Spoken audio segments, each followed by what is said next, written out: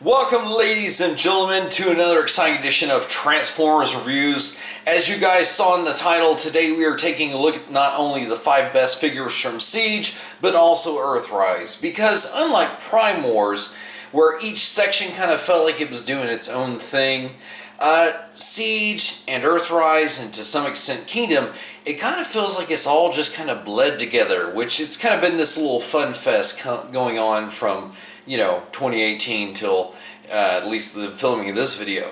So the guys you see on the table are not the ones we're going to be looking at. So to get right into it and see which ones I'm actually talking about, number 5 for Siege is none other than Omega Supreme. So if you guys are kind of wondering why Omega Supreme is not actually higher on the list, let me explain. Is that yes, he is faithful in all the modes, how he looks all together, but that's kind of my problem, is as massive and as fun as his robot mode is, it's just base modes. Like 5-year-old me would have been totally down for it. And don't get me wrong, it's a great base mode. But 30-something-year-old me is like, well, that's cool and everything, but it really just doesn't do anything for me. So personally, that's why he ranks at number 5. But hey, at least he's in the top 5. Now, moving on to Red Wing. So, okay, if we put aside the damage of how, the trouble getting this guy and just look at him as the figure himself, it becomes so much more apparent that in both robot and in vehicle modes, his color scheme looks really good. Like, he even rivals Thundercracker's Tetraform for looking sick. Now, on top of that is, this is his first figure. That's like bullet point number 2 on why he's so cool. The third is that, yet he was another figure to bulk up the Tetrajet Seeker Armada. And so, just, looks, first one out of the gate, and again, bulking up, Starscream's Punk Squad. So that's why he lands at number 4. Number 3 is Siege Megatron. Now, there's been a couple variations, but we are specifically talking about basically the cell animation one. And here's the thing is he takes the excellent things of what made G2 cool, and he takes the excellent things of what made G1 cool, and it just molds it all together. And that looks awesome. He just blows the Titans one away, and he holds the physicality that you want from a modern generation's Megatron. Who could be number 2? Well, Galaxy Upgrade Optimus Prime. Now, for those of you that watch the channel, you might be losing your mind because you're like, what? You sort of like love-hate Cybertron. Well, here's the thing, is this version of Optimus, even though it's mainly referencing his Cybertron form, it feels like what that toy in 2005 should have been all those years ago. And because the styling on it and everything, it just feels like the dignity that sort of character deserved and never got. This version that came out in Siege, the variations on his robot mode, you've got 3 different options there. And his vehicle mode, if you want it just to be the semi-truck, you can do that. Or if you want the full-on, fire truck cannon glory, you got that also. That's why I like this, is it made me like a version of Optimus that I previously didn't care all that much for.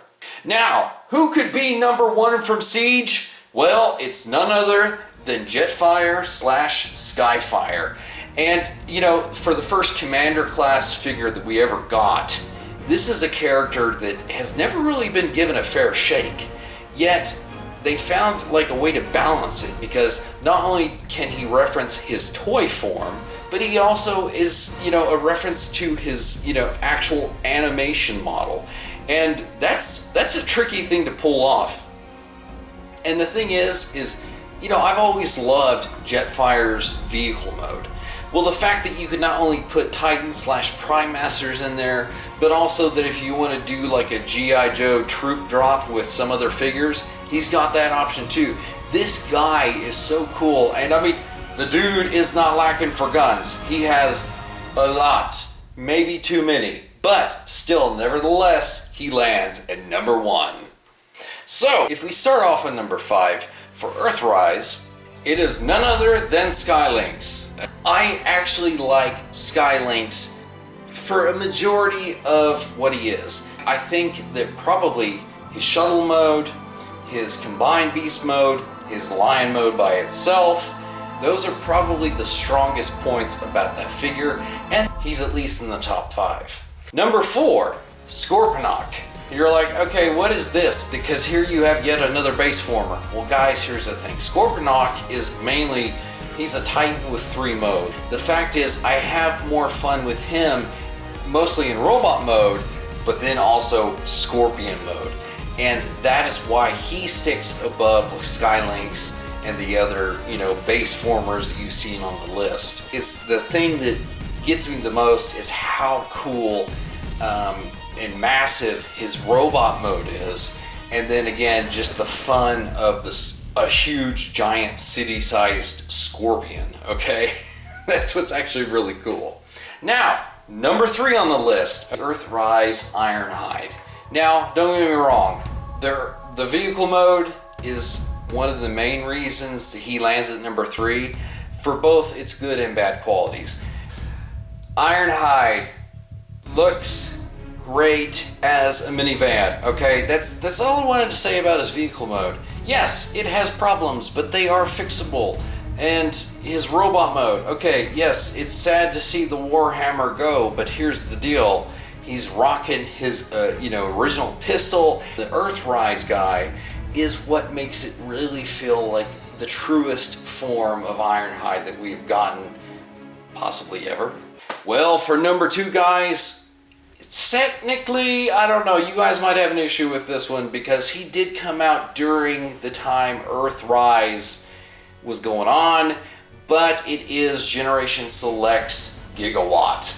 It fulfills a wish I think I had since I was a child, was to have, a DeLorean at what a deluxe size is and have it be faithful to the Back to the Future films, and especially the flying mode. I mean, what is not to love about that? Taking it from Sideswipe's mold, that's a good solid genesis to build a figure from. It would fit in with the Earthrise figures and nobody would bat an eyelash. The only problem is the scaling's all off because it looks bigger than it actually is because of that huge old hood on it. Those couple of things, that's why it didn't necessarily land at number 1. And if you thought that was a cop-out, you may think this is a really big cop-out, but I think we have to give Earthrise up to its flagship figure. So, none other than, yes, Optimus Prime. So aside from a masterpiece, what else can you want from an Optimus that was that good? It's cool to have the trailer. Oh, one little side note is, if you have like the G2 or G1 roller, you can actually take him and put him in Earthrise's trailer, and he fits. And I was just amazed at that. That was so awesome.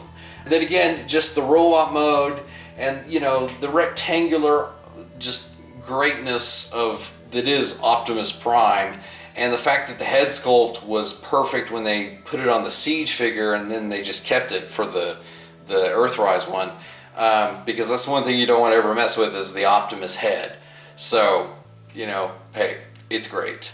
So anyway, guys, I hope you enjoyed this look at the top 5 figures from Earthrise and Siege. And guys, coming down the pipeline, I have got so many videos to do. Because I think the next on our list will be Dinobot. I want to do the Golden Lagoon boys. Do you want me to do Netflix Soundwave? Like, just tell me straight up and honestly. If there are not a majority of comments saying do them, we're going to skip them. To be honest, you guys are the ones that are watching my videos, so maybe you should have a say. I don't think we're going to do Kingdom Magnus because, again, it's mainly just the Siege one, just looking a lot nicer with the different vehicle form, as you can see behind Optimus Primal. So anyway, guys, like I said, I hope you enjoyed that video, and until next time, we'll see you in another review.